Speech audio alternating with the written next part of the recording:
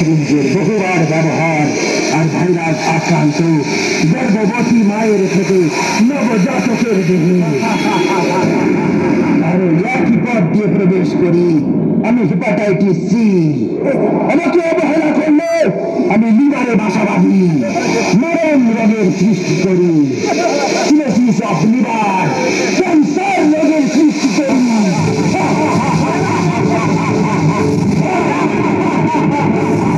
আমার লিভার গেল রে, ওরে পচা রে, গোবর গাদা, গোবর গাদা, বৈশাখীকে পেয়ে গেছি, বৈশাখীকে পেয়ে গেছি।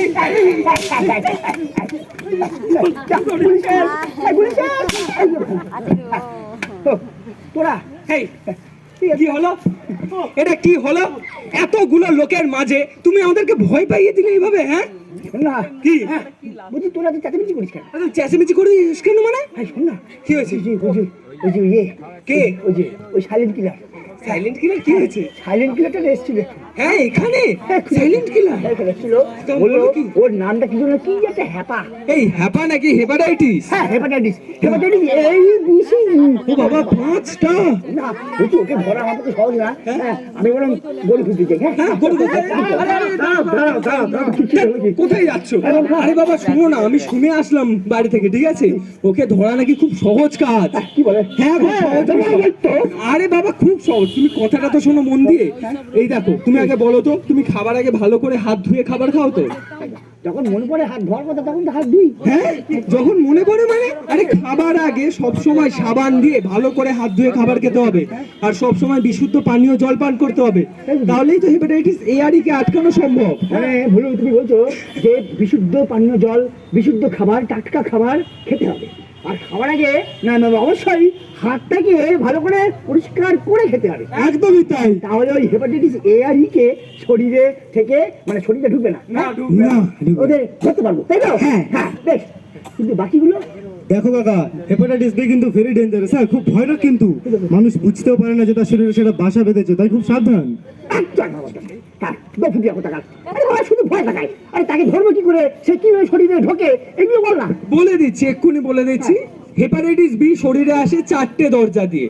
কটা? 4টে। হ্যাঁ, এক, অসুরক্ষিত যৌন সম্পর্কের মাধ্যমে। তাহলে যৌন সম্পর্ক সুরক্ষিত রাখার জন্য কি করতে হবে? হ্যাঁ, বলে দিল, হয়ে গেল। 2 নম্বর হচ্ছে রক্তের মাধ্যমে তোমার শরীরে আসতে পারে। তাহলে সবসময় কোথা থেকে রক্ত নিতে হবে? ও ওই তো ধর্মেন্দ্রের দোকানে, হ্যাঁ? ওখানে মুরগি কাটে তো প্রচুর রক্ত পাওয়া যায়। তুমি মুরগির দোকান থেকে রক্ত নেবে? তুমি কি মুরগি নাকি? আরে দেখ, আরে বাবু সবসময় সরকারি হাসপাতালে, সরকারি ব্লাড ব্যাংক থেকেই রক্ত নিতে হবে, ওখানে তো পরীক্ষিত রক্ত পাওয়া যায়। বুঝেছি, মানে সরকারি ব্লাড ব্যাংক থেকেই রক্ত নিতে হবে। যদি কারো রক্তের প্রয়োজন পড়ে আপদে বিপদে, তাহলে যেতে হবে সরকারি ব্লাড ব্যাংকে। এই তো ব্যাস, বুঝতে পেরেছো। ওখানে কি পরীক্ষিত রক্ত পাওয়া যায়? ওখানে পরীক্ষিত রক্ত পাওয়া যায়। বোঝা গেল। 3 নম্বর হচ্ছে ছুঁচ, সিরিঞ্জ বা ধরো তোমার দাড়ি কাটার ব্লেড, এসবের মাধ্যমে আসতে পারে। বুঝতে পেরেছো? হ্যাঁ। কি কিছুই বুঝিনি। কিছুই বলতে হ্যাঁটা করলে কেন? তোমার ঘটে কিছুই ঢোকে না সহজে। বুঝে দিচ্ছি। এই ধরো বাচ্চা মেয়েটা নাক ফোটাবে, ঠিক আছে? ওর বাড়িতে আরো 3টে বোন আছে। এবার ওর মা কি করলো? এই 4টে মেয়েকে বসালো পরপর, বসিয়ে একটা ছুঁচ দিয়ে পট পট পট করে নাকটা বিধিয়ে দিল। তাহলে কি সেটা হবে? একদমই না। না, হবে না।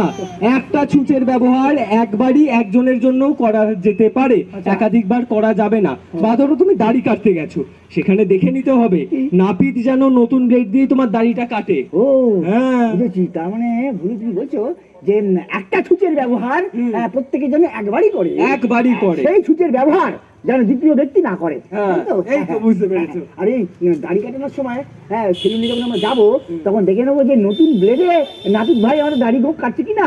বাহ, বাহ। তাহলে আর এই সমস্ত শরীরে ঢুকবে না। না, ঢুকবে না। 4 নম্বর হচ্ছে গর্ভবতী মায়ের থেকে তার সন্তানের দেহে আসতে পারে, কিন্তু ভয়ের কিছু নেই।